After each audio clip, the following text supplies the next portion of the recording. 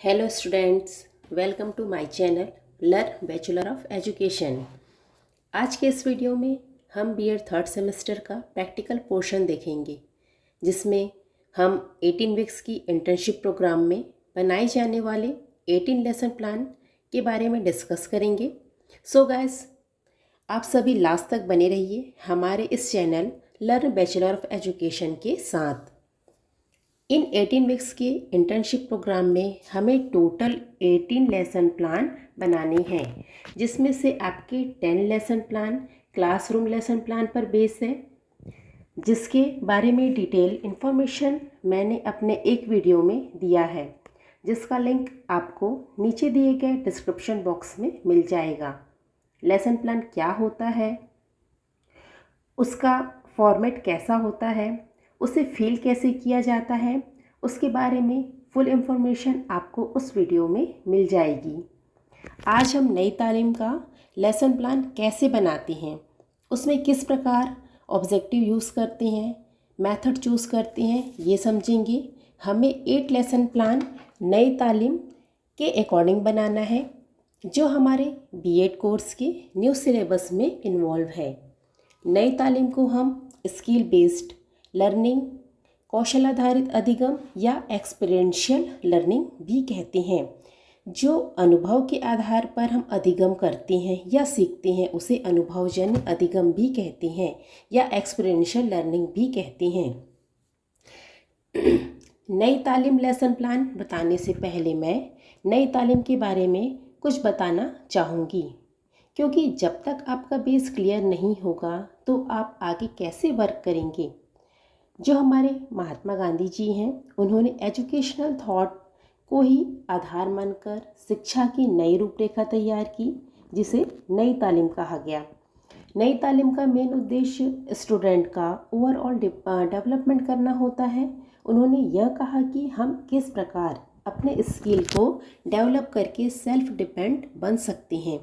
तो हमें जो 8 लेसन प्लान बनाने हैं नई तालीम के अकॉर्डिंग, उस लेसन प्लान में हमें ऐसे चीज़ों को सिखाना है जिससे उनका स्किल डेवलपमेंट हो सके और वो जो भी कुछ सीखें उससे वह आत्मनिर्भर बन सके, वह उसका यूज़ वह अपने समाज में कर सके, जिससे उनका इकोनॉमिकली ग्रोथ हो, मार्केट में सेल कर सकें।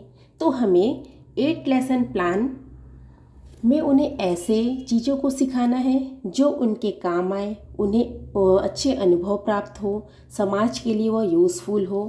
एग्जाम्पल के लिए हम देख सकते हैं कि अगर हम काजल का निर्माण किस प्रकार कर सकते हैं, मेडिसिन का निर्माण किस प्रकार कर सकते हैं, गन्ने के रस से गुड़ का निर्माण किस प्रकार कर सकते हैं, मिट्टी से दिए कैसे बना सकते हैं, गुलाब की पंखुड़ियों से गुलाब जल किस प्रकार बना सकते हैं, लैंप कैसे बना सकते हैं, जो बांस शिल्प होते हैं उससे किसी वस्तु का निर्माण किस प्रकार किया जा सकता है, खाद्य पदार्थों का संरक्षण भी किस प्रकार कर सकते हैं, हम आलू से आलू चिप्स बनाकर उसे कैसे सेल कर सकते हैं।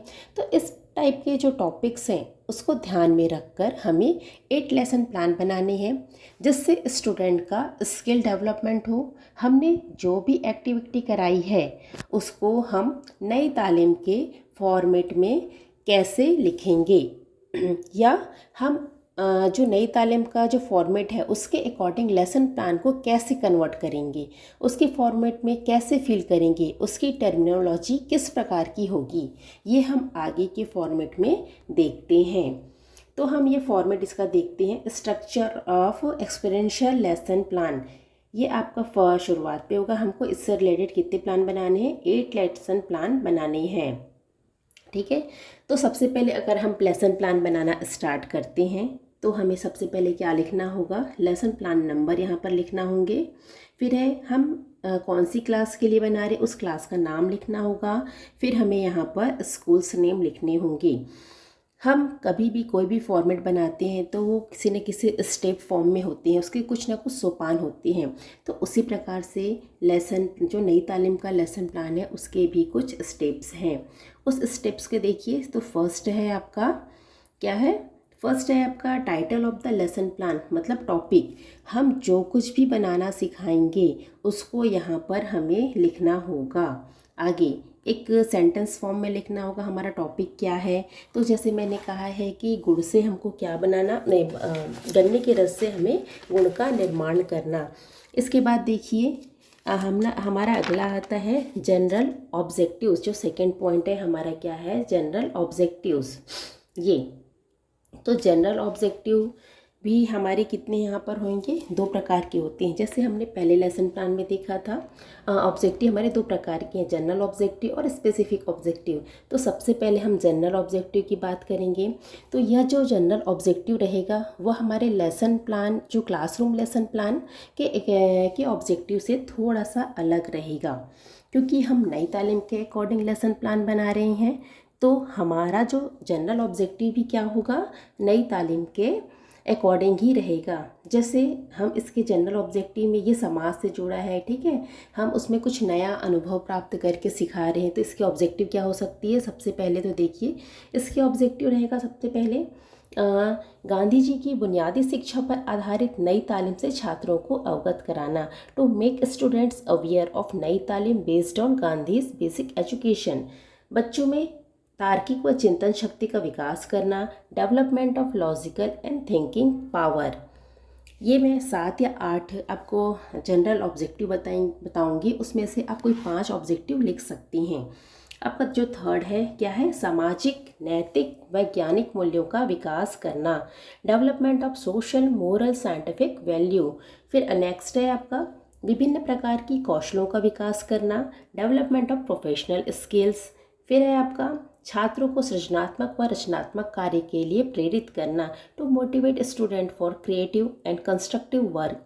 फिर अगला आपका है ज्ञानात्मक भावात्मक व क्रियात्मक पक्ष के बीच समन्वय स्थापित करना। ये आपका स्पेसिफिक ऑब्जेक्टिव है। स्पेसिफिक ऑब्जेक्टिव को आपको तीनों पक्ष आते हैं, ठीक है, तीनों डोमेन आते हैं, उन डोमेन में कैसे हम कोऑर्डिनेशन बैठाएं, ये हमारा क्या है, जनरल ऑब्जेक्टिव है नई तालीम के अकॉर्डिंग। फिर अपना अगला देखिए सोशल अवेयरनेस, लोगों में या छात्रों में क्या करना, सामाजिक जागरूकता उत्पन्न करना। फिर है हमारा जो नई तालीम है उसका मेन उद्देश्य और क्या है, व्यवसायिक कौशल का विकास करना, छात्रों में डेवलपमेंट ऑफ प्रोफेशनल स्किल, ठीक है, छात्रों में व्यवसायिक कौशल का विकास करना। तो ये तो हुए आपके जनरल ऑब्जेक्टिव्स। अब हम थर्ड पॉइंट देखते हैं, ठीक है। थर्ड पॉइंट में देखिए इसका थर्ड जो पोर्शन है वो क्या होगा, एक्टिव स्पेसिफिक ऑब्जेक्टिव। यहाँ पर रोल ऑफ S3 का रोल महत्वपूर्ण होता है, ठीक है। सक्रिय विशिष्ट उद्देश्य, इसको सक्रिय उद्देश्य भी कहा जा सकता है और विशिष्ट उद्देश्य भी कहा जाता है। इसमें S3 मतलब आपका हेड ज्ञानात्मक पक्ष, उसके बाद है आपका हार्ट हृदय भावात्मक पक्ष, उसके बाद है हैंड आपका हाथ, ठीक है। तो जो आपका हेड है वह कॉग्निटिव डोमेन, जो इसका संबंध ज्ञान से रहता है। तो हमको यहाँ पर 5 क्या बनाने हैं, एक्टिव और ऑब्जेक्टिव बनाने हैं, विशिष्ट उद्देश्य बनाने हैं, जिसमें से पहला आपका हेड। जैसे पहले भी मैंने बताया था इसके कुछ टर्म होते हैं, तो इसमें भी अगर हम ज्ञान से रिलेटेड देख रहे हैं तो हम छात्रों को क्या कर सकते हैं, फूड प्रिजर्वेशन के बारे में जानकारी प्राप्त कराते हैं, ये हमारा उद्देश्य है, ठीक है। वो क्या कर सकेंगे, उसको जान सकेंगे, परिभाषित कर सकेंगे। जैसे अगर हम इलेक्शन का प्रोसीजर बता रहे हैं तो यहाँ पर क्या हो सकता है, student will learn the procedure of election. फिर है आपका और भी कुछ चीज़ें हो सकती है, क्या होगा, to give information about nutrition value of the food products, ठीक। ऐसी हमको क्या करनी है, यहाँ पर ज्ञानात्मक पक्ष से रिलेटेड 2 स्पेसिफिक ऑब्जेक्टिव बनाना है। फिर है आपका हार्ट में क्या होगा, हार्ट में आपको यहाँ पर एक्सप्लेन करना है, ठीक। अगर हम इलेक्शन प्रोसेस को बता रहे हैं तो वो क्या कर सकते हैं, उसको एक्सप्लेन कर सकते हैं, एग्जाम्पल दे सकते हैं, उसका क्लैरिफिकेशन कर सकते हैं। फिर है आपका अगला रहेगा हैंड हाथ। अब ये हाथ हमारे क्रियात्मक पक्ष से रिलेटेड है, ठीक है। साइकोमोटर डोमेन, जिसमें हम क्या कर सकते हैं, हम अपनी डेली लाइफ में प्रयोग करके देख सकते हैं, उसको यूज़ करके देख सकते हैं, ठीक है। फिर अगला देखिए, ये तो हुए ऑब्जेक्टिव की बात। इसके बाद अगला हमारा आता है प्रीवियस नॉलेज। हम जो भी टॉपिक या जो भी एक्टिविटी बच्चों को कराएंगे उससे रिलेटेड आपको यहाँ पे प्रीवियस नॉलेज लिखना है कि जो छात्र छात्राएं हैं जो भी टॉपिक रहेगा आपसे उससे सामान्य जानकारी रखते हैं, पूर्व परिचित हैं। अगर वैसे मैंने गन्ने का रस से हमको क्या करना है, गुड़ बनाना है। तो जो विद्यार्थी हैं वे गन्ने से पूर्व परिचित है। फिर जैसे इलेक्शन प्रोसेस है, ठीक है, मान लो, तो student are known about election process and fundamental right. Student are already known about fruit and seeds, अगर उनको फूड प्रिजर्वेशन हम बता रहे हैं तो ये हम अलग अलग टॉपिक के अकॉर्डिंग प्रीवियस नॉलेज ले सकते हैं। आपको किसी पर्टिकुलर एक टॉपिक को लेकर ही ये पूरे लेसन प्लान बनाने हैं। यहाँ पर मैंने अलग अलग एग्जाम्पल्स दिए हुए हैं। जैसे students are already aware about different types of plant. Hindi में अगर हम देखें तो विद्यार्थी जो भी टॉपिक आपसे पूर्व परिचित हैं या सामान्य जानकारी रखते हैं, ये आप यहाँ पर लिख सकते हैं। इसके बाद देखिए अगला जो है आपका, ये इसका एक ये मेन पोर्शन है। यहाँ पर टीचर्स को क्या क्या तैयारी करना पड़ता है, ठीक है, शिक्षक की तैयारी के अंतर्गत क्या क्या आ जाएगी। तो इसमें आपके 5 पॉइंट्स हैं। तो सबसे पहला पॉइंट्स हम ये देखते हैं, क्या है आपका रिसोर्स या फिर मटेरियल, सामग्री। हम जो भी चीज़ सिखाएंगे उसमें मटेरियल, उसकी सामग्री क्या क्या लगेगी, इन चीज़ों को यहाँ पर लिखना है। जैसे मैंने भी पहले बताया इलेक्शन प्रोसेस, तो इलेक्शन प्रोसेस अगर हम समझा रहे हैं तो हमको क्या क्या लगेगा, इलेक्शन मशीन मॉडल लगेगा, वोटिंग बूथ मॉडल लगेगा, लिस्ट ऑफ कैंडिडेट लगेगा, इंक लगेगा। फिर इसके बाद अगर हम फ्रूट या सीड्स के बारे में बता रहे हैं तो different type of seed and fruit है, उसके रियल ऑब्जेक्ट हैं, अगर खाद्य पदार्थों का संरक्षण बता रहे हैं तो हमको जो रियल ऑब्जेक्ट है, जैसे आपके मटर हो गए, मेथी हो गए, ठीक है, या फिर आपके मेडिसिनल प्लांट हो गए, इन सब चीज़ों को आपको सामग्री के अंतर्गत लिखना है। नेक्स्ट देखिए, शिक्षक की तैयारी के अंतर्गत आपका क्या आ जाएगा, नेक्स्ट है टीचिंग मेथड। यहाँ पर टीचिंग मेथड थोड़ा सा अलग है। जिस वे से टीचर स्टूडेंट को ज्ञान प्रदान करता है या इन्फॉर्मेशन देता है, ठीक है, वो उसका क्या कहलाएगा, मेथड कहलाएगा। तो नई तालीम पर बेस्ड जो कौन कौन से टीचिंग मेथड है वो हम देखते हैं। तो एक्सपीरियंशियल लर्निंग मेथड, अनुभवजन्य अधिगम विधि, अनुभव के माध्यम से जो भी बच्चों को हम सिखाएंगे वो आपका क्या कहलाएगा, अनुभवजन्य अधिगम विधि। सामुदायिक सहभागिता विधि, कम्युनिटी इंगेजमेंट मेथड, समुदाय में रहकर उनके सहयोग के माध्यम से हम बच्चों को एक्टिविटी के माध्यम से सिखा रहे हैं, तो इसलिए यहाँ पर क्या आएगा, सामुदायिक सहभागिता विधि भी ले सकते हैं। ऑब्जर्व कर कर हम उस मेथड को या एक्टिविटी को कर रहे हैं तो ऑब्जर्वेशन मेथड। लेक्चर कम वर्क मेथड, व्याख्या कार्य मेथड, ठीक है, विधि। उसके बाद है आप डिस्कवरी एंड डिमॉन्स्ट्रेशन मेथड है, खोज और प्रदर्शन विधि। फिर लेक्चर कम डिमॉन्स्ट्रेशन मेथड, व्याख्या सह प्रदर्शन विधि। ये जो इतनी सारी विधि है उसमें से आप कोई 2 विधि जो आपके मैटर के अकॉर्डिंग सूट करती है वो विधि आप यहाँ पर लिख सकते हैं। इसके बाद देखिए नेक्स्ट है आपका टीचिंग टेक्निक। अब ये टीचिंग टेक्निक क्या होती है, तो हम देखते हैं कि जो टीचिंग में टीचर किस प्रकार से कंटेंट को स्टूडेंट के सामने प्रेजेंट करता है उसे हम क्या कहते हैं, टीचिंग मेथड कहते हैं। परंतु यह प्रेजेंटेशन जो है उतना अधिक रोचक, इफ़ेक्टिव और पर्पसफुल नहीं हो सकता। जो हमारा कंटेंट है उसके प्रेजेंटेशन को इंटरेस्टिंग, इफ़ेक्टिव और पर्पसफुल बनाने के लिए जिन उपायों को काम में लाया जाता है वही हमारी टीचिंग टेक्निक कहलाएगी। जैसे एग्जाम्पल के लिए हम अगर देखते हैं तो अगर जो टीचर है, ठीक है, लेक्चर के द्वारा छात्रों के सामने अपने कंटेंट को प्रेजेंट करता है तो वह लेक्चर मेथड कहलाएगा। लेकिन यदि वह अपने लेक्चर को इफेक्टिव, इंटरेस्टिंग और इजी बनाने के लिए बीच बीच में एग्जाम्पल देता है, क्लेरिफिकेशन करता है, क्वेश्चन करता है या फिर कोई अदर एक्टिविटी करता है, तो यह सभी कार्य आपके टेक्निक के अंतर्गत आएंगे। या हम शॉर्ट में कह सकते हैं कि मेथड कंटेंट के प्रस्तुतिकरण का ढंग है और टेक्निक उस प्रेजेंटेशन को इफेक्टिव बनाने का एक साधन है।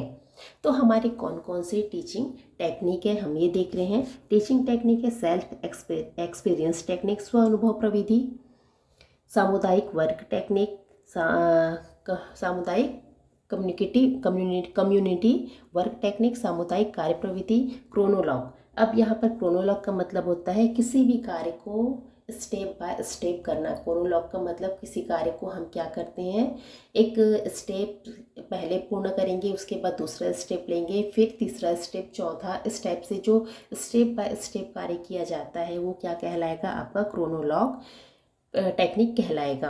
इसके बाद अपना है कोऑपरेटिव वर्क टेक्निक, सहभागिता कार्य प्रवृत्ति, फिर आपका इलस्ट्रेशन टेक्निक, उदाहरण प्रवृत्ति। इसके अंतर्गत आपको जो आपके कंटेंट के लिए सुटेबल होगा वो आप टेक्निक यहाँ पर यूज़ कर सकते हैं। इसके बाद नेक्स्ट देखिए, नेक्स्ट है आपका शिक्षण सूत्र, टीचिंग मैगजीन। अब एक टीचर के द्वारा कंटेंट को क्लास में प्रस्तुत करने का तरीका टीचिंग लर्निंग प्रोसेस में क्या होता है, महत्वपूर्ण भूमिका निभाता है। तो एक टीचर्स को क्या चाहिए कि वह अपने कंटेंट को क्लास में इस प्रकार प्रेजेंट करे कि जो स्टूडेंट्स है उसको ईजिली तरीके से भी सीख सके और याद रख सके। तो हम इसी ऑब्जेक्टिव को पूरा करने के लिए शिक्षण जो सूत्र हैं, टीचिंग मैगजीन है, उसका प्रयोग करते हैं। जैसे यहाँ पर है आपका teaching magazine, direct to indirect. अगर बच्चों को हम किसी चीज़ को दिखाकर उसको इनडायरेक्ट तक लेके जाना चाह रहे हैं तो वहाँ पर आप क्या यूज़ करोगे, प्रत्यक्ष से अप्रत्यक्ष। फिर है फ्रॉम एनालिसिस टू सिंथेसिस। हम किसी भी कंटेंट को एनालिसिस कर कर उसको जोड़ने तक की प्रोसेस समझा रहे हैं तो वहाँ पर आपका analysis to synthesis teaching magazine आएगा। फिर नोन टू अननोन, अगर हम छात्रों को, स्टूडेंट्स को, जो बच्चे जानते हैं, जानने से नहीं जानने तक के प्रोसेस तक लेके जा रहे हैं तो known to unknown. Traditional to modern, अगर हम पुराने मेथड से लेके उनको नए मेथड तक बता रहे हैं तो आपका ट्रेडिशनल टू मॉडर्न आ जाएगा। होल टू पार्ट, ठीक है, जैसे संपूर्ण से अंश की ओर या खंड की ओर। जैसे अगर हम बच्चों को एक फ्लावर दिखाते हैं और उसके विभिन्न पार्ट को धीरे धीरे करके बता रहे हैं तो ये आप यहाँ पर from whole to part teaching magazine use कर सकते हैं। फिर है आपका सिंपल टू कॉम्प्लेक्स, इजी से आप उसको हार्ड लेवल तक लेके जा रहे हैं तो आपका simple to complex teaching magazine use होगा। अब देखिए इसके बाद है नेक्स्ट जो है आपका क्या आ जाएगा, जो ई पॉइंट है ये हमारा है एक नया पॉइंट। इसमें फील्ड कम्युनिटी वर्किंग प्लेस, मतलब आप जो पाठ्य योजना बना रहे हो उस पाठ्य योजना को हमको कहाँ पर कराना है। आप ये अपने टॉपिक के अकॉर्डिंग चूज़ कर सकते हो।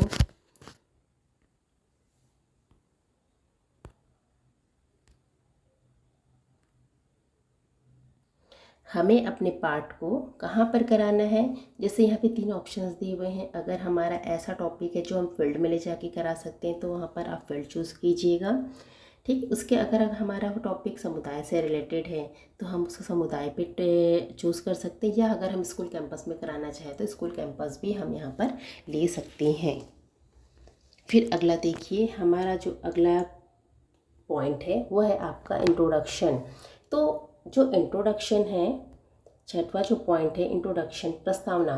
तो हम अगर इंट्रोडक्शन को हम नॉर्मली क्या है, क्वेश्चन आंसर के माध्यम से भी अपने टॉपिक पे आ सकते हैं, या फिर हम किसी शॉर्ट स्टोरी, ड्रामा के माध्यम से भी हम अपने टॉपिक तक बच्चों को ला सकते हैं। यहाँ पर हमको क्या 8 लेसन प्लान्स बनाने अलग, तो हम चाहेंगे कि जो हम 8 लेसन्स प्लान बनाएंगे उसको अलग अलग मेथड का यूज़ करके हम अपने टॉपिक को इंट्रोड्यूस भी करा सकते हैं।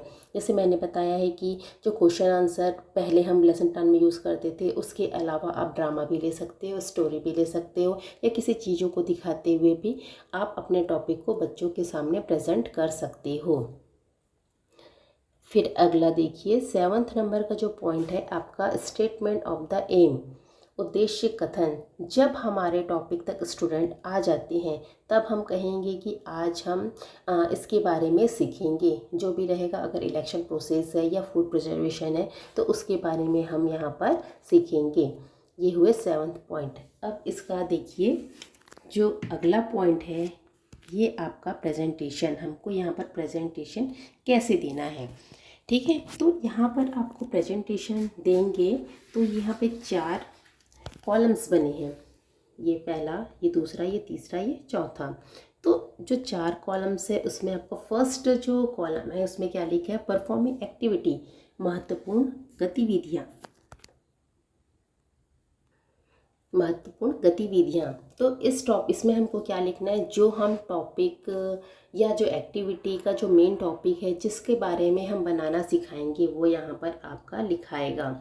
फिर है आपका अगला है शिक्षक कार्य। अब टीचर का क्या कार्य है, तो टीचर्स का क्या कार्य रहेगा, टीचर जो भी इंस्ट्रक्शन देंगे, जो भी कार्य कहेंगे, वो पॉइंट टू पॉइंट आप यहाँ पर लिखते चले जाएंगे। इसके बाद देखिए अगला है छात्र स्टूडेंट रोल या एक्टिविटी फेज। अब यहाँ पर छात्र का क्या क्या कार्य रहेगा, हम जो भी एक्टिविटी कराएंगे वो कैसे कराएंगे, ग्रुप में कराएंगे, इंडिविजुअल कराएंगे, या फिर हम उसको अलग तरीके से कराएंगे। स्टूडेंट्स को इन्वॉल्व करते हुए उसका एक्सप्लेन हम यहाँ पर छात्र कार्य स्टूडेंट रोल में रहेंगे। स्टूडेंट्स के क्या रिस्पॉन्स आ रहे हैं उन चीज़ों को यहाँ पर आप लिखेंगे। अगर आप उनको कुछ बता रहे हो तो यहाँ पर स्टूडेंट्स क्या करेंगे, आपकी बातों को सुनेंगे, या फिर उसको आप किसी प्रयोग में एक्टिविटी में शामिल कर रहे हो तो वो आपके साथ क्या करेंगे, सहभागिता प्रदान करेंगे। किसी प्रयोग में आपको आपके साथ क्या जुड़ेंगे। ठीक है, ये हुआ छात्र स्टूडेंट रिस्पॉन्स। इसके बाद देखिए ये लर्निंग आउटकम अधिगम के परिणाम। फिर वो इसमें का क्या हो सकता है, अगर हमने बच्चों को बांस के वस्तु का निर्माण करना सिखाया है तो उसका लर्निंग आउटकम क्या आ रहा है, छात्र क्या कर सकते हैं, बांस की वस्तु के बारे में बनाने के बारे में जानकारी प्राप्त कर सकेंगे। ये आपका लर्निंग आउटकम है। ठीक है, इसमें उनका प्रोफेशनल स्किल्स डेवलप हो सकेगा, ये लर्निंग आउटकम है। अगर आप स्टूडेंट्स को गुलाब जल, ठीक है, गुलाब की पंखुड़ियों से गुलाब जल बनाना सिखा रहे हैं तो वो गुलाब जल कैसे बनाते हैं उसकी जानकारी प्राप्त कर सकेंगे। इसके साथ साथ हम अगर उसमें रिक्वायर्ड मटेरियल ले रहे हैं, आवश्यक सामग्री ले रहे हैं, तो छात्र या छात्राएं क्या करेंगे, गुलाब जल बनाने के लिए आवश्यक सामग्री के बारे में जानकारी प्राप्त कर सकेंगे। ठीक है, अगर उसका प्रोसीजर बता रहे हैं तो उसके प्रोसीजर को समझ सकेंगे, उस प्रोसीजर को क्या कर सकते हैं, वो दैनिक जीवन में अपना बनाकर यूज़ कर सकते हैं। ये हुआ प्रेजेंटेशन। इसके बाद देखिए आपका है अगला जो है वो है कैपिटुलेशन, पुनरावृत्ति। ये हम नॉर्मल लेसन प्लान में भी देख चुके हैं। पुनरावृत्ति में क्या होता है, यहाँ पर आप क्वेश्चन आंसर के माध्यम से अपने करवाए गए एक्टिविटी का पुनरावृत्ति रिवीजन करा सकते हैं। हम जो भी एक्टिविटी कराएंगे उससे रिलेटेड हमें यहाँ पर क्वेश्चन पूछ सकते हैं, जिससे हमारे टॉपिक का रिवीजन भी हो जाएगा और स्टूडेंट के रिस्पॉन्स से हमें यह भी समझ आ जाएगा कि उन्होंने कितना सीखा समझा। यहाँ पर आप अपने कंटेंट के अकॉर्डिंग क्वेश्चंस कर सकते हैं। ये हुई पुनरावृत्ति कार्य। इसके बाद देखिए हमारा आता है एप्लीकेशंस, असाइनमेंट, प्रोजेक्ट वर्क। आप अपने कंटेंट के अकॉर्डिंग स्टूडेंट्स को उसको असाइनमेंट दे सकते हैं, उससे रिलेटेड एप्लीकेशंस करवा सकते हैं, प्रोजेक्ट वर्क दे सकते हैं। हम यहाँ पर जो भी असाइनमेंट देंगे उसका डिफ़िकल्टी लेवल थोड़ा सा ज़्यादा रहेगा।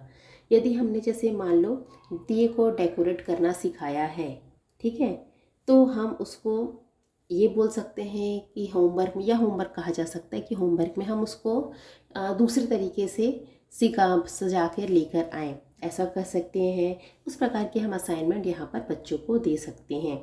अब अगला आता है, हमने सब कुछ पढ़ा लिया, ठीक है, सब कुछ करवा लिया, अब उसके मूल्यांकन की बारी आती है, असेसमेंट एंड इवोल्यूशन। ये असेसमेंट और इवोल्यूशन कैसे होगा, तो जो हमने स्टूडेंट को सिखाया है उसका हमें असेसमेंट और इवोल्यूशन, आकलन या मूल्यांकन करना है। तो वो भी हम कैसे करेंगे, हमारा जो S3 है उसके आधार पर ही हम इसका आकलन एवं मूल्यांकन करेंगे। जो हमारा H3 cognitive, affective, psychomotor domain है उसके आधार पर, या फिर आप इसका जो मूल्यांकन हम कैसे कर रहे हैं, हमने जो कुछ भी होमवर्क दिया है, ठीक है, उसको उन्होंने कैसे बनाया है, ये हमको देखना है। यदि आपने उनको आंवले का मुरब्बा बनाना सिखाया है तो हम थोड़े दिन बाद उसका अगर मूल्यांकन करें तो हम देख सकते हैं कि उसने होमवर्क किया कैसे किया है। ठीक है, तो उसके आधार पर ही हम उसका असेसमेंट एंड इवोल्यूशन कर सकते हैं। तो यहाँ पर जैसे मान लीजिए हेड का मूल्यांकन करना है, उसके ज्ञानात्मक पक्ष का मूल्यांकन करना है। तब अगर उन्होंने अच्छे से सीखा होगा तो यहाँ पर वो ये लिखेंगे कि आंवले का मुरब्बा बनाने की जानकारी प्राप्त की। ठीक है, उन्होंने आंवले का मुरब्बा बनाने की विधि की व्याख्या को समझा। उन्होंने आंवले की मुरब्बा बनाने की विधि का प्रयोग दैनिक जीवन में किया और उससे अधिक लाभ को समझा। ये हुआ आपका डेवलपमेंट S3। इसके बाद देखिए आपका अगला आता है जो इवोल्यूशन का पार्ट है, आकलन मूल्यांकन का पार्ट है, सीखने के परिणाम स्वरूप परिणाम। ये है आपका लर्निंग कम प्रोडक्टिव आउटकम। तो लर्निंग कम प्रोडक्टिव आउटकम ये आपका है, एक ये मेन पोर्शन है। ठीक है, मेन पोर्शन के अंतर्गत आपको क्या लिखना है, उन्होंने क्या सीखा, क्या क्या बनाना सीखा, किन किन चीज़ों के बारे में जानकारी प्राप्त की, उसको अपने डेली लाइफ में किस प्रकार से यूज़ किए। तो ये हुए आपका लर्निंग हुआ, उसने सीख तो बहुत कुछ लिया, लेकिन उसका प्रोडक्ट क्या निकला, उन्होंने जो कुछ भी सीखा उसका रिज़ल्ट कितना अच्छा निकला, प्रोडक्ट के रूप में उसे क्या मिला, ये सब चीज़ें हमें लर्निंग कम प्रोडक्टिव आउटकम, उन्होंने जैसा सोचा था कि हम सीखने के बाद हमारा प्रोडक्टिव आउटकम ऐसा रहेगा, तो वो चीज़ें यहाँ पर आई या नहीं आई, ये आपका मुख्य पॉइंट रहता है।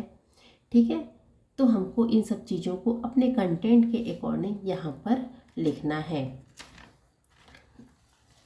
आई होप आप लोगों को समझ आ गया होगा। तो प्लीज़ चैनल को सब्सक्राइब कीजिए, लाइक कीजिए और शेयर कीजिए। बीएड से रिलेटेड और अधिक जानकारी के लिए आप नीचे दिए गए नंबर पर कांटेक्ट कर सकते हैं या फिर व्हाट्सएप कर सकते हैं। Thank you.